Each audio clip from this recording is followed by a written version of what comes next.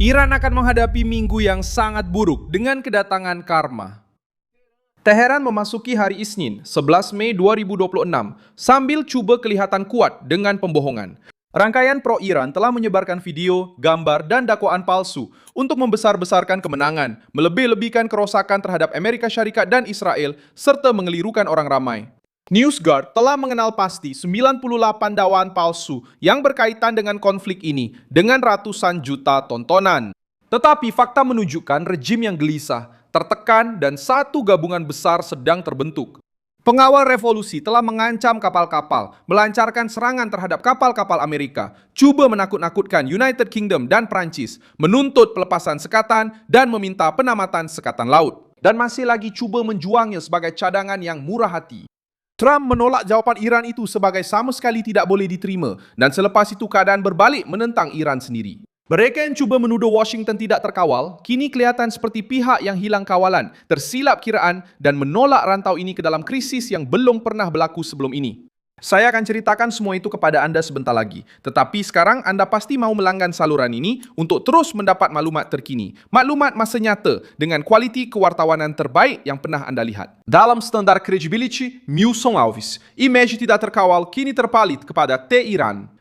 Rejim itu kata mahu perjanjian tetapi mengancam pangkalan Amerika, kata mahu kestabilan tetapi meletakkan kapal dagang dalam bahaya, kata mahu dihormati tetapi cuba menakut-nakutkan kapal Eropah. Amaran Amerika juga telah berubah nada. Daripada menerima ugutan Iran, pihak berkuasa Amerika Syarikat kini berkata bahawa sikap menahan diri Amerika tidak harus disalahanggap sebagai kelemahan.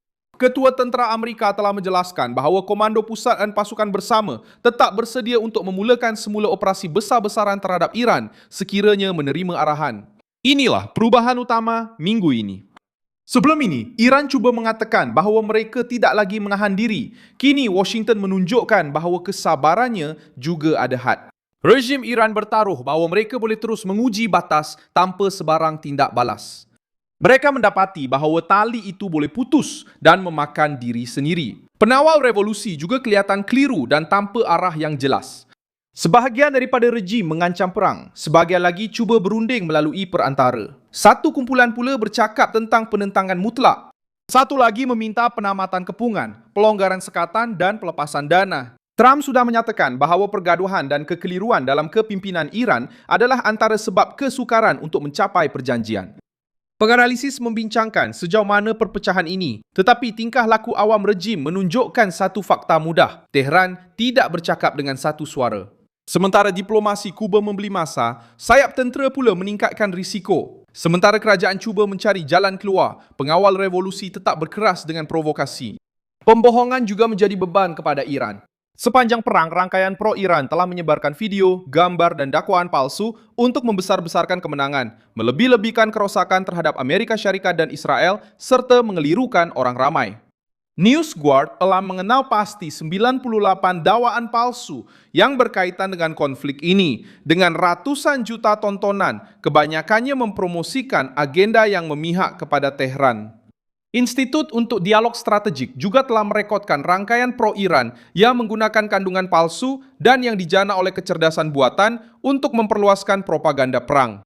Ini adalah bahagian yang tidak ditunjukkan oleh televisyen negeri Iran. Rejim itu perlu mencipta rasa kemenangan kerana realitinya terlalu pahit untuk sifat mereka sendiri. Perang propaganda ini menjadi jelas apabila tersebar dakwaan tentang kapal Amerika yang diserang, pangkalan yang musnah, dan kemenangan Iran yang kemudiannya dipertikaikan oleh sumber barat dan pemeriksa fakta.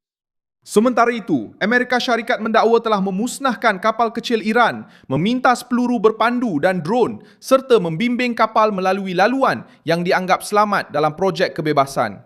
Karma juga muncul dalam reaksi negara-negara lain. United Kingdom menghantar HMS Dragon ke rantau tersebut. Perancis pula terlibat dalam usaha keselamatan maritim.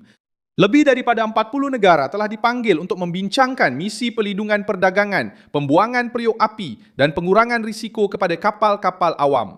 Iran cuba menakut-nakutkan orang Eropah dengan ancaman tindak balas segera, tetapi akhirnya menghasilkan kesan sebaliknya. London dan Paris mendapat alasan untuk menganjurkan satu barisan yang lebih besar. Iran mahu kelihatan seperti pemilik krisis itu. Sekarang dia melihat krisis itu dibincangkan oleh forum antarabangsa yang menganggap pengawal revolusi sebagai masalah keselamatan global. Tekanan terus berfungsi hari demi hari, tepat mengenai tempat yang paling dirasai oleh rejim itu. Pengawal revolusi menolak dunia ke arah perang haram apabila mereka mengubah laluan awam, kapal dagang, dan tenaga global menjadi alat tekanan politik.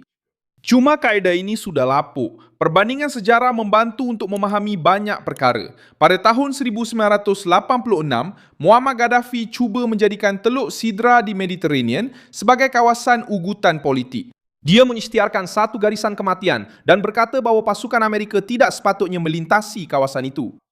Logiknya hampir sama dengan rejim yang menggunakan ancaman ketenteraan untuk mengawal laluan, laut dan rundingan.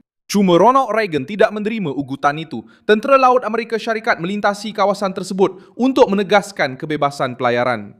Pesawat Libya dan bateri peluru berpandu bertindak balas dan Washington membalas dengan menyerang kapal serta kedudukan tentera Libya. Rumah Putih memaklumkan pada masa itu bahawa sebuah kapal Libya telah diserang dengan peluru berpandu harpun selepas dianggap sebagai ancaman kepada pasukan Amerika. Los Angeles Times melaporkan bahawa Amerika Syarikat telah memusnahkan kapal-kapal Libya tanpa kehilangan kapal atau pesawat. Iran kini menghadapi risiko yang sama. Oleh itu, minggu ini adalah bencana bagi Tehran. Penggawal revolusi telah mencabar sebuah kuasa besar yang mempunyai keupayaan untuk bertindak balas, sekutu untuk membahagikan tugas operasi dan justifikasi politik untuk meningkatkan tekanan. Negara-negara lain juga telah belajar bahawa rejim yang bergantung kepada intimidasi akan membayar harga yang tinggi apabila cuba memaksakan keadaan dengan kekerasan. Argentina telah mengambil alih Malvinas pada tahun 1982 dengan menyangka bahawa United Kingdom tidak akan bertindak balas dengan tegas. Tetapi tindak balas British telah menjatuhkan junta tentera dan menjadi satu pengajaran tentang kesilapan dalam membuat perkiraan. Iraq telah menyerang Kuwait pada tahun 1990 dengan harapan untuk menguasai minyak dan wilayah. Tetapi akhirnya terpaksa berhadapan dengan satu pakatan antarabangsa yang diketuai oleh Amerika Syarikat.